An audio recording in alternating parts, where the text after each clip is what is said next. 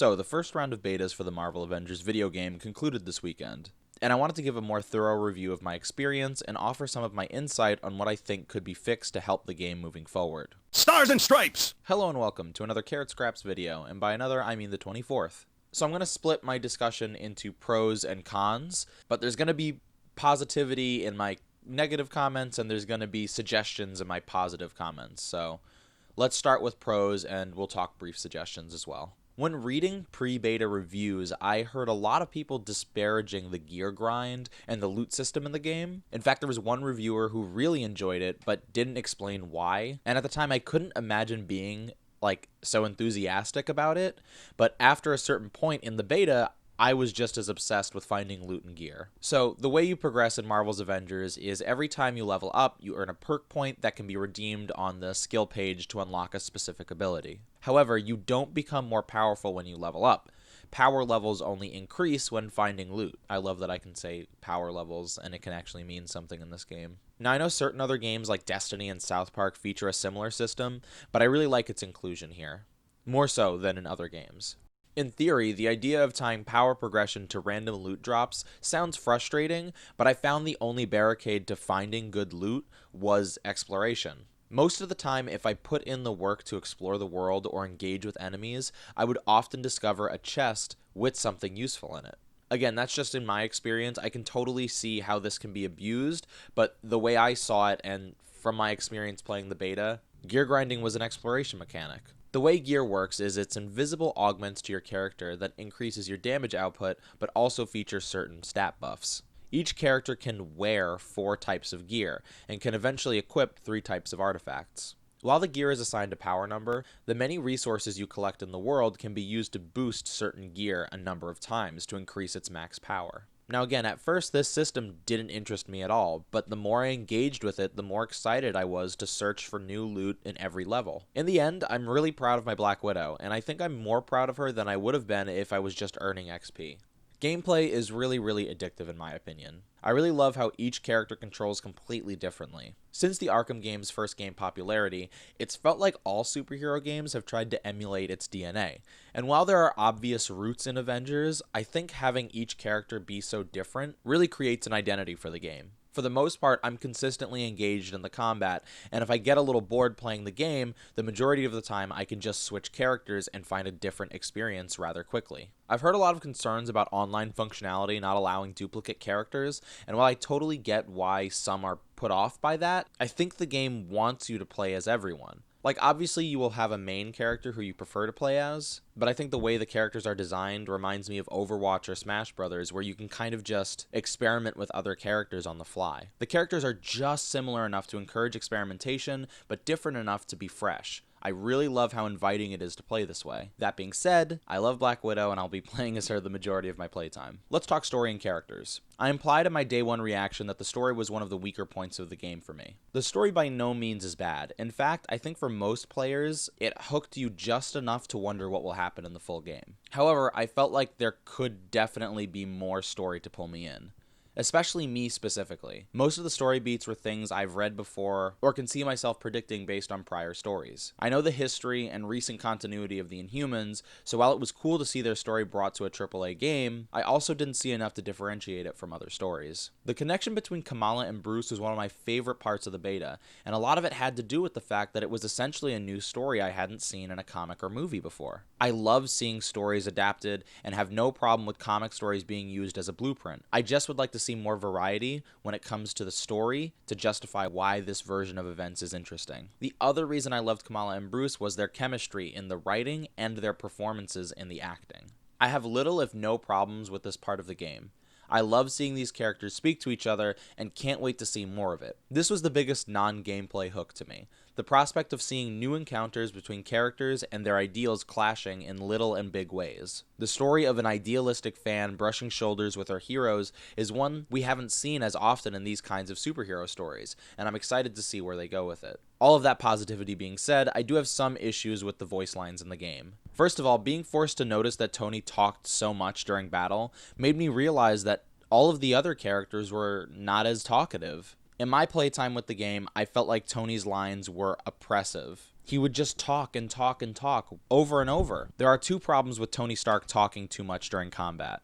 First of all, it was noticeable how often Tony would sarcastically quip, which made me immediately ask why the other characters didn't get to speak more often. And the second problem was lines that were funny at first quickly became annoying when I heard them multiple times in one mission. Bustin' makes me feel good. That's a song. You guys look it up. That's a song. I'm sick of hearing it. Which I wouldn't be if the other characters said more lines as well. Also, they're double dipping on Ghostbusters references, which they're trying to pretend like they're not, but they are. Like I said in my Day 1 Thoughts video, I'm not asking for all characters to be comedians, I just feel like the amount of voiced lines during combat is uneven. And I guess it potentially has to do with the charismatic nature of Tony Stark, but it still does get on your nerves after a while. I know it's a little harder to write natural or interesting one-liners for super serious spies or an aggressive green monster, but Kamala Khan should be super easy for you to write for. She's a young, enthusiastic fangirl with tons of Avengers and pop culture knowledge, and a plethora of stretchy puns that you can pull from. I would have loved to hear more from Kamala. Maybe this wasn't how it was, but majority of the time when I was playing, I felt like I only heard Tony Stark speaking, and I didn't hear anyone else. That might not be the case in reality, but that's the way it felt. To conclude, I don't want everyone talking all the time during combat. I just don't want to feel like Tony is speaking more than everyone else. Alright, I know that doesn't sound like it, but that was the pros section. Let's talk about what could be improved in the game. And again, I'll probably mention things I like about the game in this section, but we're going to be focusing on things that need improvement. The Hulk is a character I really enjoyed playing, but found myself regularly having issues with. It was really validating to see that other people online experience similar issues with him. I saw many people saying that they want him buffed, and I'm not sure if that's the issue with him, although it could be possible. My big word when critiquing the beta, and the Hulk specifically, is responsiveness. I just want to feel more like I have control over him. Many of the times during combat or platforming, I just saw myself asking, what? A lot when I play as the Hulk. In addition, I felt like my attacks were meant to be powerful as Hulk, but they ended up being too slow for me to actually connect with many enemies. I assumed this was me being a bad player at first, but after a while, I wondered if this was why people wanted the character buffed. In the end, I didn't have the issues that I had with Hulk with the other characters I played, and any issues I did have with other characters weren't consistent enough to warrant me saying something. So I do think the Hulk needs some more time in the oven. On the subject of gameplay adjustments, maybe this is just me, but running is far too slow. Most of the time I found myself and other players jumping to move ahead. Now the way they designed jumping, it actually is a really cool way to travel, but sometimes I want to sprint and I just feel too slow to do so. Iron Man's run is especially bad. In the same vein, sometimes jumping can send you a little too far, and when approaching loot boxes or interactable objects, I end up kicking them several times before finding the right spot to press the box button. And I know it's called the square button, but I've always called it the box button, so you're gonna have to deal with it. While I mentioned that I think gameplay has interesting depth, I will admit there are optimal attacks and combos that lead me to spamming the same attack over and over. I really don't like the potential that has. I tried changing my strategy to not be so cheap, but when I saw how much damage I did when I just jumped and pressed the triangle button over and over, I felt like I was stupid if I didn't do that, or that I was wasting time. I saw a lot of players mentioning that enemies get staggered too often, so maybe this is a symptom of that problem, but it's definitely worth mentioning. I feel bad that in a lot of my gameplay, I'm just spamming the same attack over and over, but I just don't feel like I'm doing enough damage if I don't. When it comes to enemies, I also have a couple of issues. Enemy volume is something that gave me a lot of trouble during the beta. Multiple times, I felt as if there were too many enemies to react, counter, or fight properly.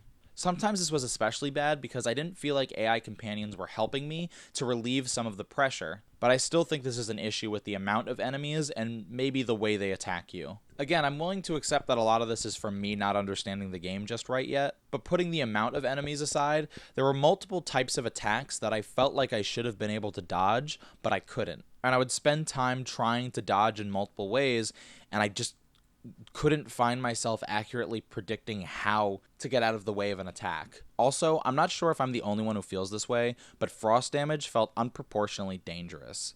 Like, for some reason, no matter who I played as, enemies who dealt frost damage would destroy my health bar, and a lot of the times they would knock me out before even noticing they were there.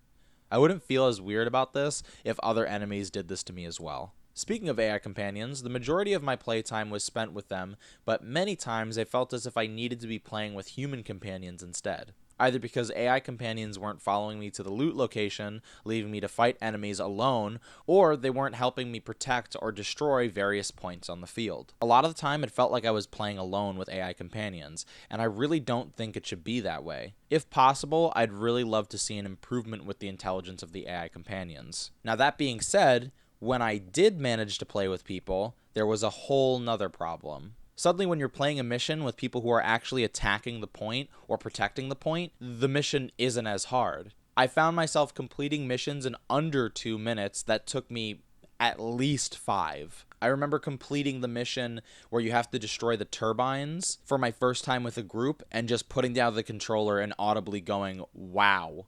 Are you serious? In the Avengers War table, they mentioned that drop zone missions are anywhere from 10 minutes to 2 hours. However, that was like, it is a completely different game if you're playing with other people and missions are completed just so fast. I don't know what else to say other than it just shocks me. Another problem I was happy to see other people experiencing was matchmaking. I say it all the time that I'm not a fan of playing games online, but I was trying to get footage of me playing with other people for this video. However, the matchmaking during the beta would rarely ever work for me. Now, again, I assume this is just an issue with the beta and that it won't be in the full game, but I feel like I have to mention it. I actually had a lot of fun playing with a team of others when I finally found other players without being sent to the main menu. At the very least, I'd like the messages telling you that there's a problem to be different. Every time I tried connecting and it failed, I was sent to the main menu and kicked from the game. That was really discouraging and would make me concerned I broke the game somehow. So communicating what exactly went wrong might be helpful. In the last few hours of the beta, I was consistently playing online with people, which was really great, but I can't stress enough how difficult it was for me to get to this point. When I eventually found a strike team, I didn't want to touch any buttons in the menus because I was afraid it would accidentally anger my PS4 and disconnect the group. And you know what? Talking about the bad matchmaking reminds me of the various bugs I experienced during the game. I didn't run into as many bugs as other people did, but it was noticeable. A couple of times my game froze during a mission and I had to close the game. While my game wasn't drastically affected by that, after it happened, my loading menu when booting the game up would stutter the music, which would really scare me every single time. There were also the occasional moments where the game would go completely silent. Gameplay would continue and eventually sound would come back but extremely lagged, and then eventually it would just sync up somehow. During the final mission, there was a grabbable edge of the boss robot that if you grab onto, you can't let go of for a while. This happened to me a lot because I would accidentally grapple to that point, and it happened to someone I played with online. And you know what? Let's talk about the last mission in the beta. So the mission is pretty hard at first, and it forced me to grind my character to even stand a chance playing. I actually really liked that, and I thought it was cool. After grinding and playing through the final mission, it feels really tough, even with the character improvements. But then I arrive at the boss battle. The lead up to the boss is really cool, with the voice lines and the surrounding areas supporting the action. However, the fight with the boss itself was a roller coaster. At first, it just felt boring. It was definitely way easier than any of the other enemies in the level, but it also wasn't engaging in any way. It didn't help that the boss was stationary the entire time. Then when the vent locations increased a little, I got kind of into the mission. I was grappling around as fast as I could to really make a dent in this guy. Then, after another round of vent punching, the mission becomes tedious. I didn't have any difficulty my first time playing against this enemy because I was playing with my super powerful Black Widow, and I gotta say it just wasn't fun overall. It was still really exciting to beat the beta, but I hope other boss battles in the game aren't this much of a chore. The Marvel's Avengers Beta was super fun for me to participate in, and I'm really proud that I was one of the first people to play the game. I saw a lot of people thanking Crystal Dynamics because of how much this game meant to them as comic book fans, and honestly, I feel very similarly. It sounds corny to let a game have this much power over you, but the thing I felt most while playing the beta was pure joy, and that was really cool, and not common for me as a person who plays a lot of video games. I'm not saying I don't enjoy most video games I play, I'm just trying to illustrate that there was a very different joyful reaction to this one that made it special. I'm excited to play more of the beta, and I'm excited to see what feedback the developers take from players to change the experience for the better. And that's going to do it for this video. Thank you so much for watching. If for whatever reason you enjoyed the video, don't forget to give it a like or to subscribe for more. To watch me play video games live, I'm on Twitch at carrotscraps. All of my social media, Instagram, Twitter, TikTok is at carrotscraps. I say TikTok like that because I do special things on TikTok. And if you're at all interested in the Avengers game, I'm going to try and cover as much news as I can about it, and I'm definitely going to be playing the next couple of betas, so stay tuned for more. Anyway, thanks again for watching, and I will see you soon.